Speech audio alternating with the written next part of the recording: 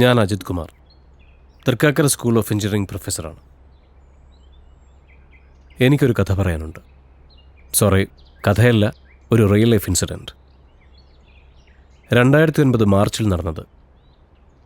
ഇതിലെ മുഖ്യ കഥാപാത്രം എൻ്റെ അച്ഛനാണ്.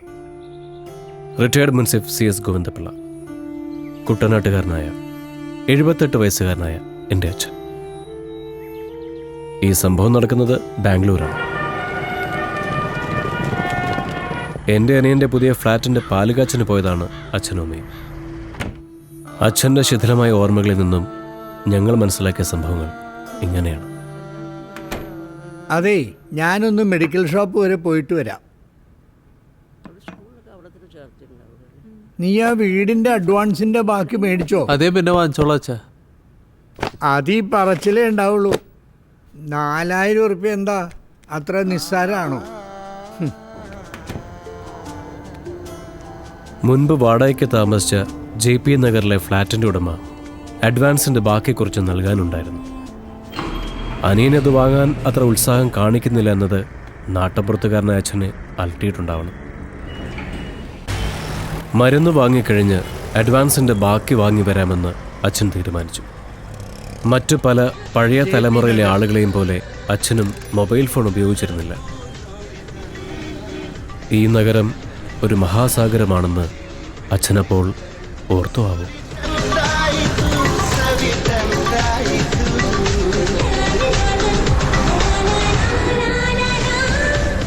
JP നഗറിലെ 7th ഫേസിലെത്താൻ ഓട്ടോയിൽ കയറിയ അച്ഛനെ നിർഭാഗ്യവശാൽ ഓട്ടോക്കാരൻ കൊണ്ടെത്തിച്ചത് വേറെ ഏതോ ഒരു ഫേസിലായിരുന്നു.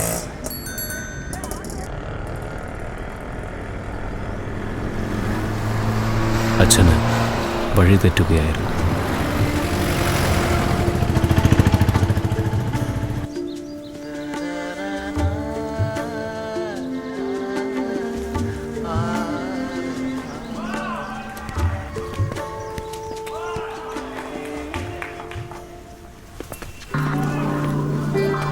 അയ്യോ, എന്റെ പൈസ! അയ്യോ,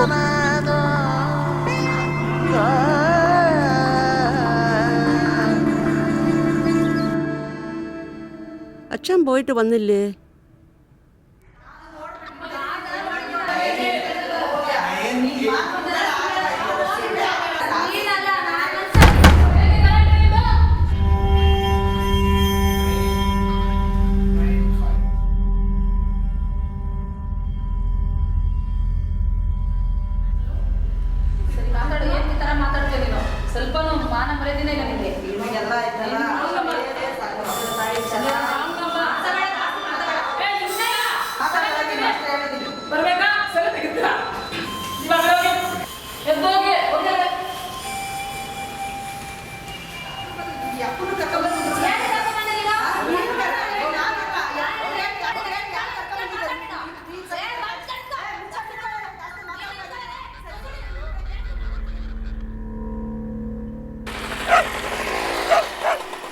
വനശങ്കരി ബസ് എവിടുന്നാ കിട്ടുക?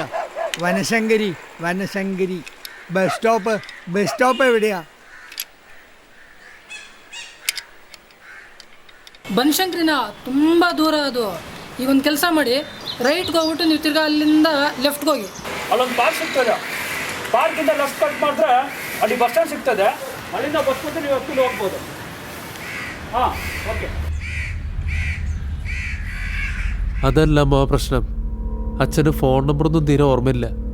കേൾവിയാണെങ്കിൽ വളരെ മോശമാണ്. അച്ഛൻ്റെ കയ്യിൽ അധികം പൈസ ഉണ്ടാവാനുള്ള ചാൻസ് വളരെ കുറവാണ്. ആ ഇല്ല, അത് ഇൻഫോം ചെയ്തിട്ടുണ്ട്.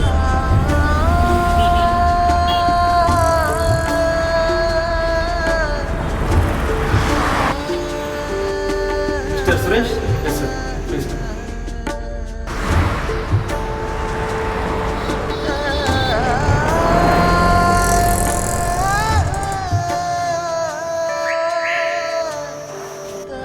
അഡ്വാൻസ് തിരിച്ചു മേടിക്കാൻ പോകേണ്ട വല്ല കാര്യമുണ്ടോ?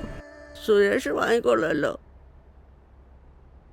തലപിടി പോലെയാണോ ഈ സ്ഥലം? ഈശ്വര, റോഡ് ക്രോസ് ചെയ്യുമ്പോൾ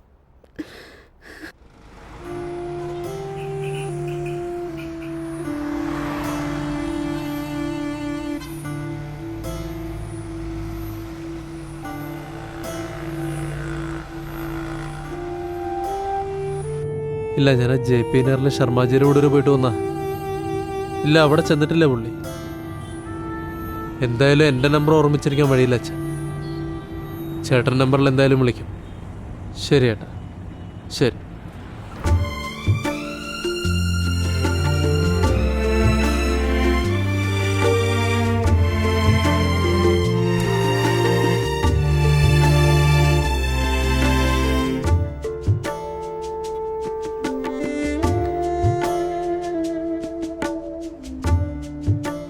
അച്ഛൻ്റെ മനസ്സിൽ അശുഭചിന്തകളുടെ ഒരു വേലിയേറ്റം തന്നെ നടന്നിട്ടുണ്ടാവും.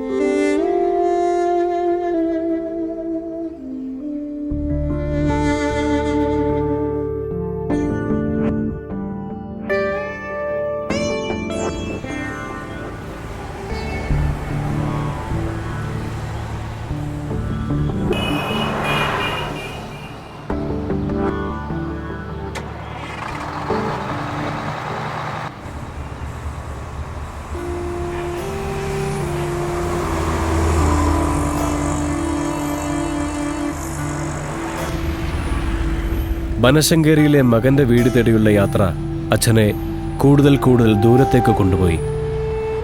അറിയാതെ അച്ഛൻ നഗരത്തിൽ നിന്ന് അകലുകയായിരുന്നു.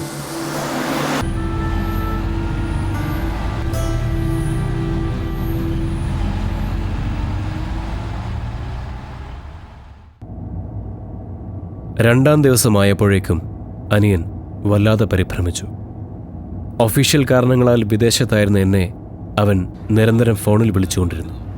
അവൻ നഗരമാകെ അലഞ്ഞു. ആശുപത്രിയിൽ, ടക്കേഴ്സ് കോളനിയിൽ, പോലീസ് സ്റ്റേഷനിൽ. രണ്ടാം ദിവസം രാത്രി അച്ഛൻ എത്തിപ്പെട്ടത് ബാംഗ്ലൂരിൽ നിന്നും ഏകദേശം 25 കിലോമീറ്ററോളം അകലെയുള്ള ജിഗിനിയിലാണ്.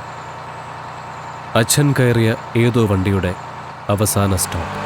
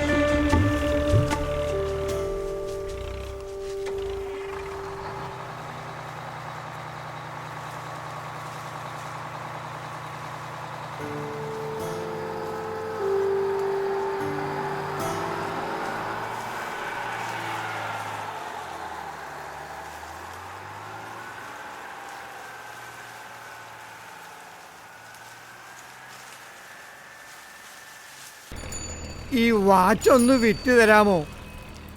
കുറച്ച് പൈസയ്ക്കാ. നാട്ടിൽ പോവാനാ, കുറച്ച് പൈസ.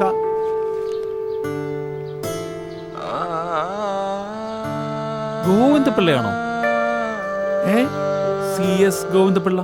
ആ അതെ അതെ.